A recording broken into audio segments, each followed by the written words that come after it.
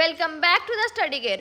आज हम बात करेंगे हमारे एमएनएस मेडिकल में सबसे मेजर इश्यूज क्या होते हैं, क्यों हमारे 90% कैंडिडेट्स मेडिकली अनफिट हो जाते हैं। आइए जानते हैं। सबसे मेन और फर्स्ट पॉइंट हमारा क्या है, your weight according to your height. जो आपकी हाइट है उसके अकॉर्डिंग आपका वेट क्या होना चाहिए। जस्ट बिकॉज किसी का वेट ज़्यादा होता है किसी का कम होता है, इस कारण बहुत सारे बच्चे बाहर हो जाते हैं। और जो आपका हाइट और वेट का चार्ट है वो आपकी इंडियन आर्मी की साइट पे ऑलरेडी अपलोडेड है। अगर आपको वो चार्ट चाहिए then you can tell me, I will upload in shorts. जो आप अपना हाइट और वेट घर पे चेक करते हो वो डिफरेंट होते हैं अकॉर्डिंग टू योर आर्मी, क्योंकि जो हमारी आर्मी क्राइटेरिया है वो डिफरेंट होता है। तो जो आपका हाइट है उसमें हमारा वहाँ पे -2 सेंटीमीटर तक हाइट हमारी कम हो जाती है, रिड्यूस हो जाती है।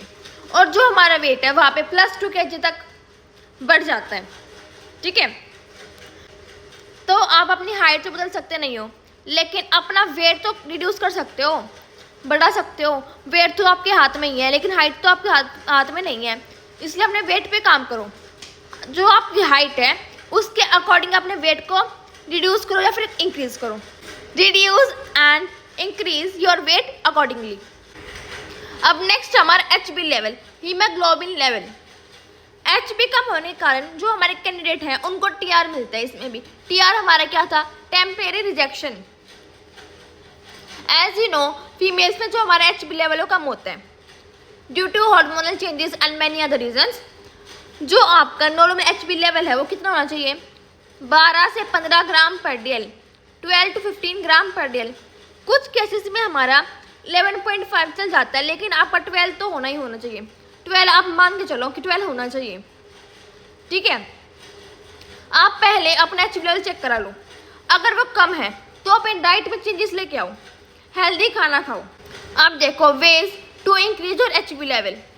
आप ग्रीन लीफी वेजिटेबल्स खा सकते हो जैसे कि स्पिनच, पालक, दाल पालक खा लो।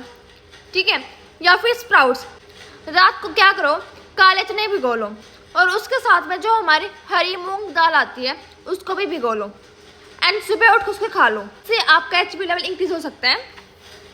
और अगर किसी में बहुत कम HB है, अप्रोक्स 9 to 10 ग्राम पर डेल, तो आप आयरन और फॉलिक एसिड की टैबलेट खा सकते हो, लेकिन डॉक्टर के प्रिस्क्रिप्शन के बाद। ठीक है, और जो भी आपका फास्ट फूड है, ऑयली फूड, उसको अवॉइड करो। सिर्फ और सिर्फ हेल्दी डाइट खाओ, ओनली हेल्दी डाइट। अब थर्ड हमारा क्या, PCOS एंड PCOD। देखो आपको पता है अब हमारी जो फीमेल्स है उसमें हमारी बहुत ज़्यादा अमाउंट में ये प्रॉब्लम आ रही है, और इस केस में आपको क्या मिलता है, PR मिलता है, परमानेंट रिजेक्शन। आप परमानेंटली बाहर हो जाओगे एमएनएस से। अब इसके जो सिम्टम हमारे वो क्या क्या होते हैं, हेयर लॉस, पेल्विक पेन होएगा, infertility, overweight, irregular periods, fatigue, आपका जो टेस्टोस्टेरोन का लेवल इंक्रीज हो जाएगा, और एक्नेज and many other skin problems. ये आपको क्या सिम्टम्स हैं।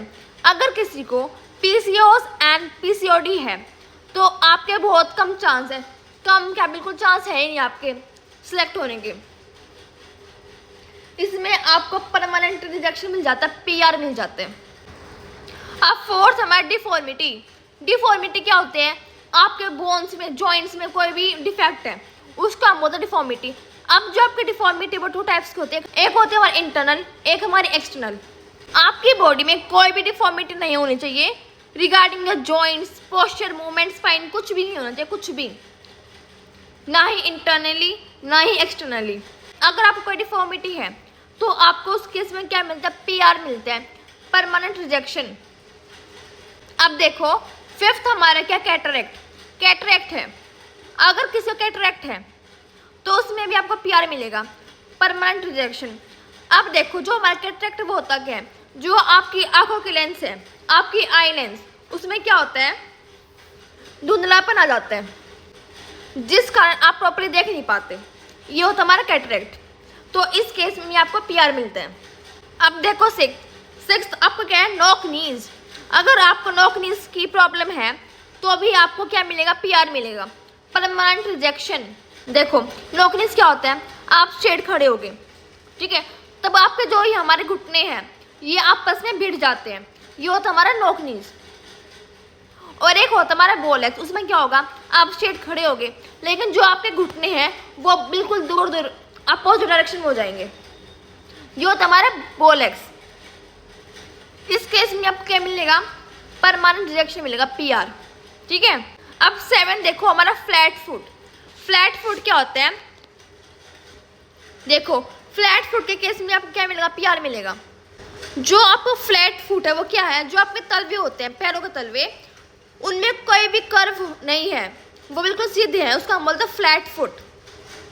जैसा कि आप देख सकते हो पिक्चर में, एक हमारा हेल्दी फुट है, एक हमारा क्या है, फ्लैट फुट है।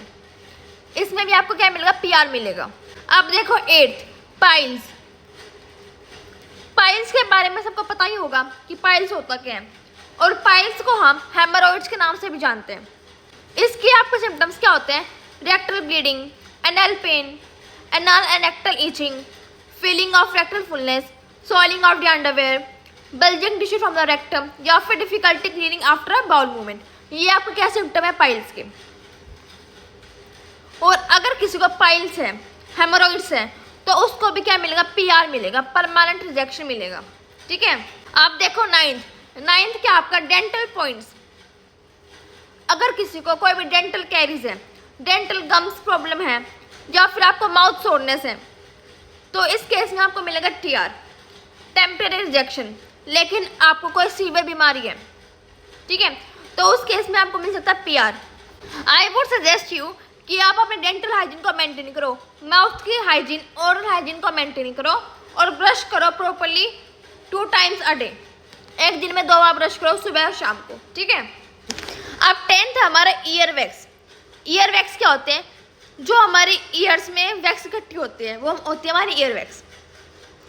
आपको क्या करना है, अपने ईयर वैक्स को क्लीन करके जाना है, और अगर आप नहीं करके जा रहे तो आपको क्या मिलेगा, TR मिलेगा, टेम्परेरी रिजेक्शन। आपकी जो इंटरव्यू डेट्स हैं वो आपको पता लग गई है कब से हैं, है ना, तो जो आपकी डेट है उससे पहले क्या करो, अपने ईयर वैक्स को रिमूव करके जाओ घर से ही। आप एक ENT स्पेशलिस्ट हमारे उनके पास जा सकते हो, ईयर नोज थ्रोट वाले, वो आपके ईयर वैक्स को क्लीन कर देंगे, और उनका चार्जेस कितने होते हैं, 500 से लेके 1000 रुपीज़ होते हैं ईयर वैक्स रिमूव करने के चार्जेस। एंड अगर आप ऐसे उठकर चले जाओगे तो जब आपका ईयर चेक होगा और उसमें ईयर वैक्स प्रेजेंट होगी, तो वो आपके ईयर के इंटरनल स्ट्रक्चर्स को देख नहीं पाएंगे, मॉनिटर नहीं कर पाएंगे, and they will give you TR। और फिर वो आपको बोलेंगे कि अपनी ईयर वैक्स को क्लीन करके आओ, एंड इन दैट केस वो आपको डांट सकते हैं कि ये तो आपका हाइजीन का पार्ट है, आपको पहले से पता होना चाहिए कि हमें ईयर वैक्स क्लीन करनी होती है। कंक्लूजन क्या है कि आपको अपनी ईयर वैक्स को क्लीन कराना ही कराना है। इससे अच्छा है कि घर से करा जाओ, डांट तो नहीं मिलेगी, कम से कम रिस्क क्यों ले रहा बिना बात का, TR मिलने का। TR मिल गया फिर क्या होगा, RR में रेफर कर देंगे, घूमते ना चक्कर काटते हैं वहाँ पे। सो ये थे हमारे मेजर मेडिकल इश्यूज जो बहुत से कैंडिडेट्स फेस करते हैं। अगर आपको कोई भी डाउट है then you can ask me in the comment section. Thank you.